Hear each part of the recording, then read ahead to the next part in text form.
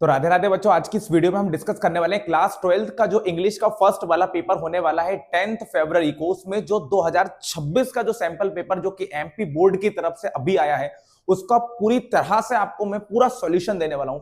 इस वीडियो को देखने के बाद आपको सारी चीजें क्लियर हो जाने वाली है कि कौन सा क्वेश्चन किस तरह से पूछा जाएगा और किस पोजीशन पे आपको कौन सा क्वेश्चन मिलने वाला है, लेटर कौन सा आया है, रिपोर्ट राइटिंग कौन सी आई है, ग्रामर कैसे आई है, एक्सट्रैक्ट कैसे आए हैं, क्वेश्चन आंसर किस तरह के हैं, सारी चीजें इस वीडियो में क्लियर हो जाएंगी। और इसके अलावा भी हमने सारी वीडियोस ऑलरेडी अपलोड करके रखी हुई हैं, एक एक करके सारी वीडियो को देख लीजिएगा, आपके 95 से कम मार्क्स बिल्कुल भी नहीं आने वाले हैं। चलिए इस वीडियो को स्टार्ट करते हैं। तो पहले बच्चों, आपका पेपर जो है वो पूरा 80 नंबर का होने वाला है और 15 क्वेश्चंस आपको पेपर में मिलने वाले हैं। एक एक क्वेश्चन पूरा बताता हूं और सबसे पहले हम बात करते हैं ग्रामर सेक्शन की। तो प्यारे बच्चों, सबसे ज्यादा दिक्कत अगर बच्चों को आती है तो वो आती है ग्रामर में।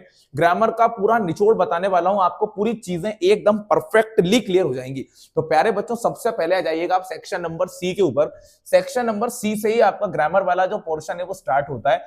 एक एक चीज में क्लियर करूंगा और ये भी बताऊंगा कि इस चीज का यूज क्यों कर रहे हैं, ये भी मैं आपको बताऊंगा। और अगर ज्यादा डाउटफुल लगे चीजें तो हमारे वीडियोस को देखते जाइएगा, ग्रामर सेक्शन के प्लेलिस्ट को देख लीजिएगा, सारी चीजें खुद ही क्लियर हो जाएंगी। तो प्यारे बच्चों, सबसे पहले हम बात करते हैं फिलिंग द ब्लैंक्स की, कि फिलिंग द ब्लैंक्स को कैसे फिल करना है। 5 नंबर के आते हैं तो 5 ही करके आना है पेपर में, ठीक है। अब यहां पे लिखा हुआ है, सुनो, वर्क हार्ड, मेहनत करो, वर्क हार्ड, मेहनत करो, लेस्ट।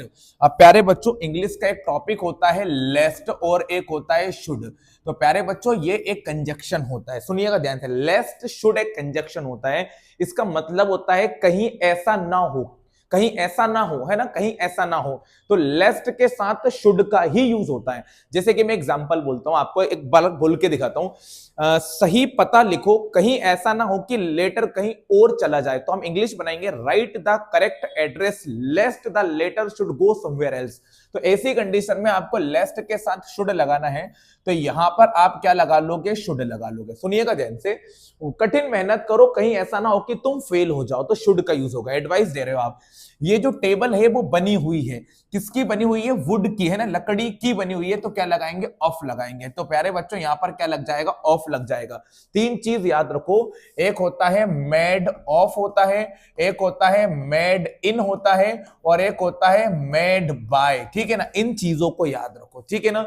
चलो, मेड ऑफ का यूज कब करेंगे, जब आप किसी मटेरियल की बात करेंगे, है ना। चेयर किसकी बनती है, मटेरियल की बनती है, तो क्या आ जाएगा, मेड ऑफ आ जाएगा। मेड इन की बात करेंगे, इनका यूज तब करेंगे जब हम किसी कंट्री या फिर कंपनी की बात करेंगे, ना, जैसे कि made in China, made in India, ऐसा बोलेंगे। मेड बाय, मेड बाय किसके द्वारा बनाई गई है, किसी कंपनी की बात करेंगे, है ना, तो अपन वहां पे कंपनी के साथ मेड बाय लगाएंगे, ऐसा यूज करते हैं। तो यहां पर आ जाएगा मेड ऑफ, वुड एक मटेरियल होता है तो मेड ऑफ लगेगा, ठीक है ना। Would you like to have, would you like to have, मैंने सम और एनी वाला वीडियो बनाया है और बताया है कि वुड के साथ क्या लगता है प्यारे बच्चों, सम लगता है। तो यहां पर क्या यूज हो जाएगा, सम यूज हो जाएगा। अब लिखा हुआ है I days anything since morning, और सिंस और फोर वाले में has been, have been, had been लगता है। तो यहां पर हैव बीन दिया हुआ है तो हम क्या लगा लेंगे, हैव बीन लगा लेंगे। नॉट भी लिखा है तो नॉट भी लगा देंगे, ठीक है ना। Where is days book that I gave you yesterday, मैंने जो किताब तुमको कल दी थी वो कहां है।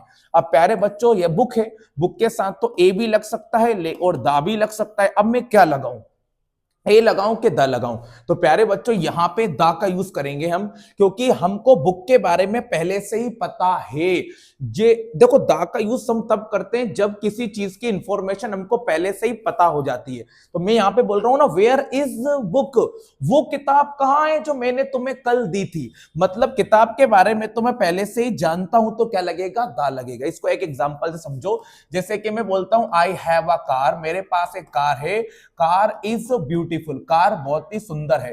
तो यहां पे मैंने ए लगाया, यहां पे मैंने दा लगाया, क्योंकि फर्स्ट सेंटेंस में मैं कार को डिस्क्राइब नहीं कर रहा था, लेकिन सेकंड सेंटेंस में मैं कार को डिस्क्राइब कर रहा हूं कि मेरे पास एक कार है, कार बहुत सुंदर है, तो दा लग गया, ठीक है ना।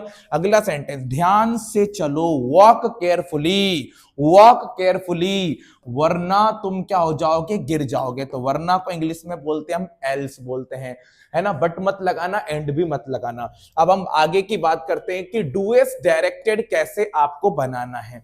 प्यारे बच्चों, बिल्कुल आसान है। कम समझ में आ रहा है तो हमारे प्लेलिस्ट में जाकर ग्रामर के वीडियोस को देख लो, सब कुछ समझ में आ जाएगा। अब आपको यहाँ पे दो सेंटेंस दिए हैं, आपको एक कंजक्शन का यूज करना है, किसका, सो का। पहले सो का मतलब जान लेते हैं कि क्या होता है। तो प्यारे बच्चों, सो का हिंदी में मीनिंग होता है इसलिए, ठीक है ना। सो का हिंदी में मीनिंग होता है इसलिए। तो यहां लिखा है ही फेल्ड, वो फेल हो गया। He did not study well, उसने पढ़ाई नहीं की। तो हम कैसे बोलेंगे, उसने पढ़ाई नहीं की इसीलिए वो क्या हो गया, फेल हो गया। तो इंग्लिश बनेगी ही डिड नॉट स्टडी, ऐसा बनेगा। he did not study well so he failed। इस तरह से आपको सेंटेंस बनाना है। इतना प्यारा सा सेंटेंस है, इतना न्यारा सा सेंटेंस है प्यारे बच्चों। यहां पे लिखा है Mumbai is larger than Bhopal. Mumbai Bhopal से क्या है, बड़ा है। मुंबई भोपाल से बड़ा है, इसको हम पॉजिटिव डिग्री में चेंज करेंगे, ठीक है। अब प्यारे बच्चों, डिग्री को आपको पढ़ना है तो हमारे वीडियो में जाकर पढ़ लीजिएगा। अभी तो मैं एग्जांपल बना देता हूं। प्यारे बच्चों, पॉजिटिव डिग्री बनाने के लिए एज और एज का ही इस्तेमाल करते हैं। तो है ना, अपन इसको ऐसे बनाएंगे कि मीनिंग भी चेंज करें, है ना। मीनिंग भी चेंज नहीं होना चाहिए। तो हम लिखेंगे, ऐसा बनेगा इसका answer, Bhopal is not as large as Mumbai. अब देखो, ये पॉजिटिव डिग्री भी बन गई, एज और एज का यूज भी हो गया। और हम बोल रहे हैं कि भोपाल जो है वो मुंबई के जितना बड़ा नहीं है, मतलब बड़ा कौन है, मुंबई ही है। तो ये हो गई आपकी पॉजिटिव डिग्री। कम समझ में आ रहा है तो एक बार वीडियो में जाके देखो, सब समझ में आ जाएगा। अगले सेंटेंस की हम बात करते हैं। थर्ड वाले सेंटेंस में आपसे बोला है किसका यूज करना है, नो सूनर देन का। इसका मैंने एक अलग से सेपरेट वीडियो बना रखा है, आप उस पर जाके चेक कर लीजिएगा, आपको मिल जाएगा। हमको यहाँ पे क्या करना है, नो सूनर देन का यूज करना है। तो मैं बताता हूं कि यूज होता कैसे है। एज सून एज की जगह पर लगेगा प्यारे बच्चों नो सूनर, है ना, ऐसे बनेगा। एज सून एज की जगह पे यूज होगा नो सूनर का। नो सूनर लगाने के बाद जो फर्स्ट वाला सेंटेंस लिखा हुआ है उसे बनाएंगे हम इंटेरोगेटिव। और इंटेरोगेटिव सेंटेंस की शुरुआत होती है हेल्पिंग वर्ब से। तो मैं यहां पर देखूंगा एस लगा हुआ है, तो मैं देखता हूं डज लगेगा, क्योंकि एस लगा होता है वो प्रेजेंट इंडेफिनिट टेंस होता है, तो डज लगेगा। No sooner does the sunrise, ऐसा अपन ने बना लिया। No sooner does the sunrise, rise में एस नहीं लगेगा क्योंकि हमने ऑलरेडी डज लगा दिया है। No sooner does the sunrise, इस कॉमा की जगह पे लगाएंगे हम देन, फिर आ जाएगा आई, फिर आ जाएगा वैक, और फिर आ जाएगा अप, है ना। इसको इंग्लिश में कैसे पढ़ेंगे अपन, no sooner does the sunrise then I wake up. सूरज उगा ही था, इतने में मैं क्या हो गया, उठ गया, ऐसे बनाना है। अगले सेंटेंस को भी देख लेते हैं, क्या बोला है आपसे क्वेश्चन नंबर 4 में, ही इज द बॉय, ये वही लड़का है who has won the race, जिसने क्या जीती थी, रेस जीती थी। क्या बताना है प्यारे बच्चों, क्लॉज बताना है। तो कौन सी क्लॉज है, तो प्यारे बच्चों हम यहाँ पे देखो किसको डिस्क्राइब कर रहे हैं, एक बॉय को। किसको डिस्क्राइब कर रहे हैं, एक बॉय को। और हमने पढ़ा है, हमने विशेषण में पढ़ा है, एडजेक्टिव में क्या होता है, नाउन और प्रोनाउन की, नाउन और प्रोनाउन की क्वालिटी बताने को ही क्या बोलते हैं हम, एडजेक्टिव कहते हैं। आप सुनो, नाउन और प्रोनाउन की, है ना। तो यहां पे मैं किसकी क्वालिटी बता रहा हूं, एक लड़के की, और लड़के की क्वालिटी बता रहा हूं, तो ये कौन सी नाउन हो जाएगी, एडजेक्टिव नाउन हो जाएगी, याद रखो, है ना। ऐसे आपको पता होना चाहिए। आगे सुनो क्या लिखा हुआ है, चेंज द नरेशन, नरेशन बनाना है। तो प्यारे बच्चों कितना आसान सा क्वेश्चन है। चलिए भैया, नरेशन की ट्रिक सीखो। सबसे पहले ही को ही रहने देंगे। ये सैड लिखा है, सैड को लिखते हैं हम टोल्ड, है ना प्यारे बच्चों, टोल्ड मी, उसने मुझे बताया। अब यू देखो भाई, मेरी बात सुनना, यू आता है तो वो ऑब्जेक्ट को देखकर चेंज होता है। मैं बताता हूं, अगर आई और वी आता है तो सब्जेक्ट को देखकर चेंज कर देते हैं अपन उसको, और यू आता है तो उसे हम ऑब्जेक्ट को देखकर चेंज कर देते हैं ना। डायरेक्ट स्पीच को हम इनडायरेक्ट बना रहे हैं।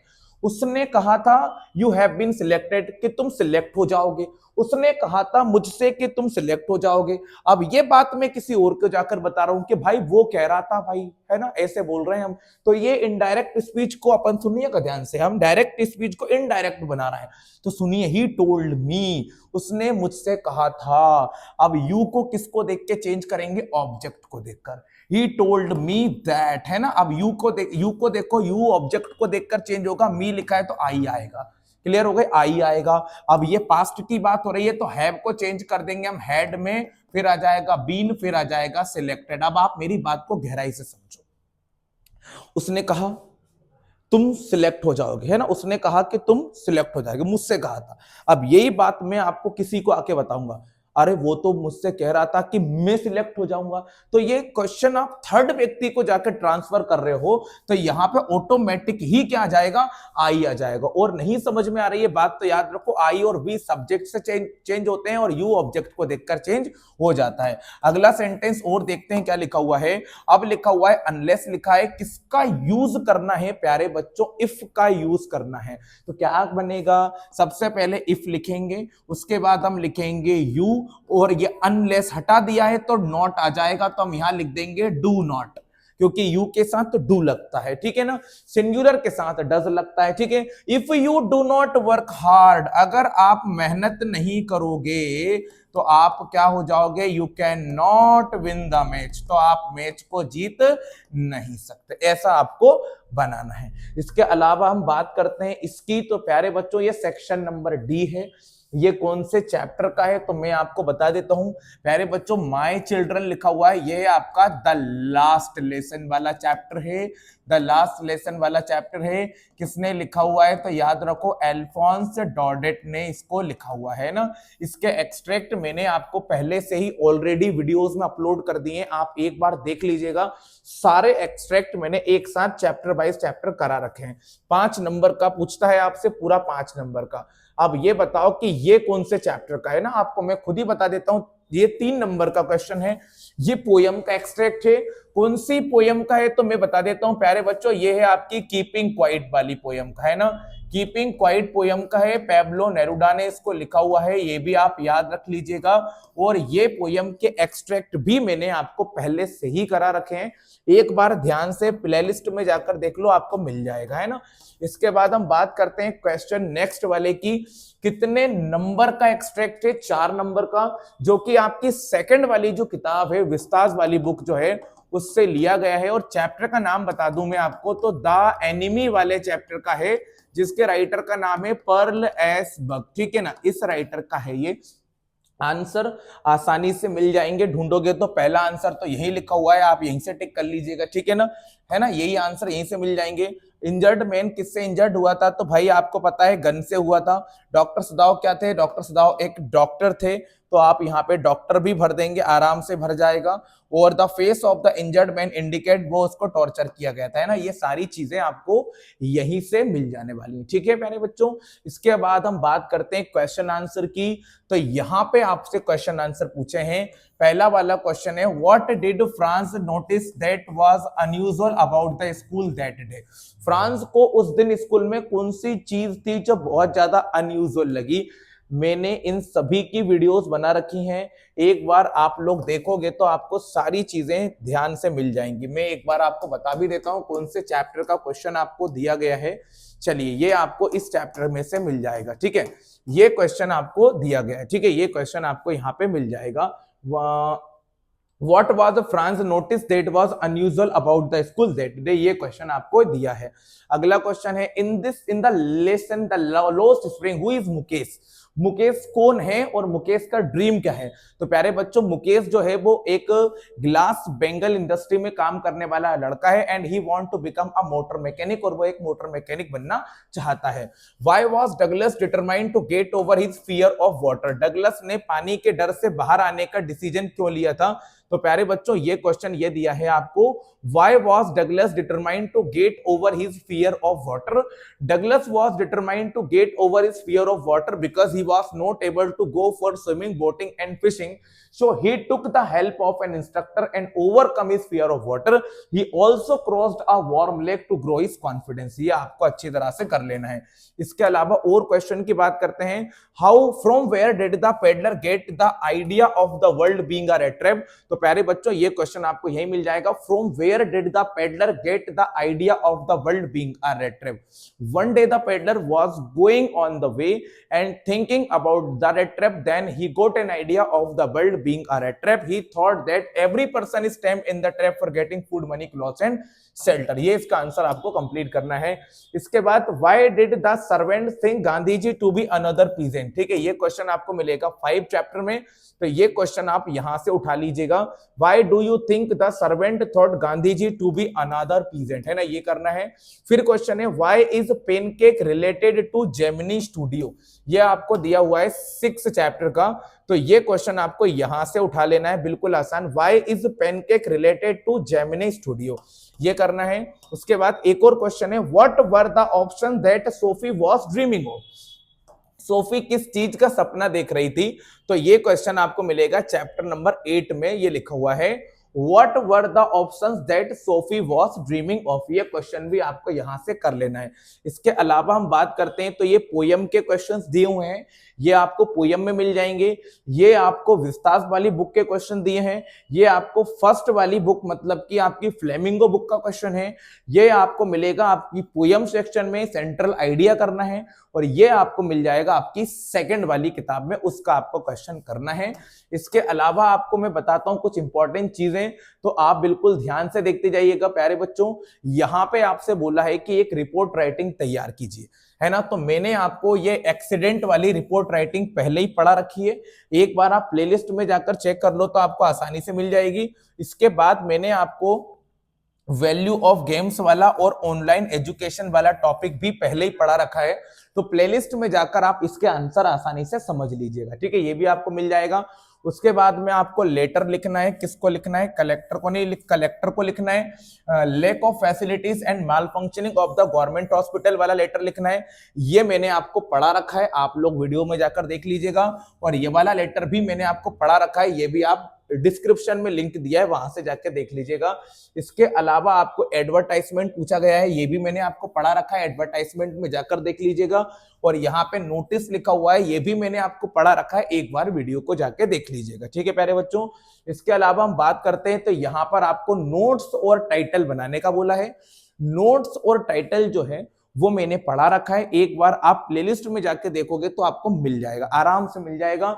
इसके अलावा आपको 10 नंबर का एक अनसीन पैसेज मिलने वाला है, ये पैसेज आपको कंप्लीट करना है, ये भी आपको प्लेलिस्ट में मैंने पढ़ा रखा है। आप रीडिंग स्किल्स में जाकर चेक करोगे तो वहां पे आपको सारे पैसेज मिल जाएंगे जो जो एग्जाम के लिए खूब ज्यादा इंपॉर्टेंट है। इसके अलावा वीडियो अच्छा लगे तो प्लीज वीडियो को लाइक कीजिएगा और चैनल को सब्सक्राइब आप जरूर कीजिएगा। जय श्री महाकाल, मिलते हैं आपसे।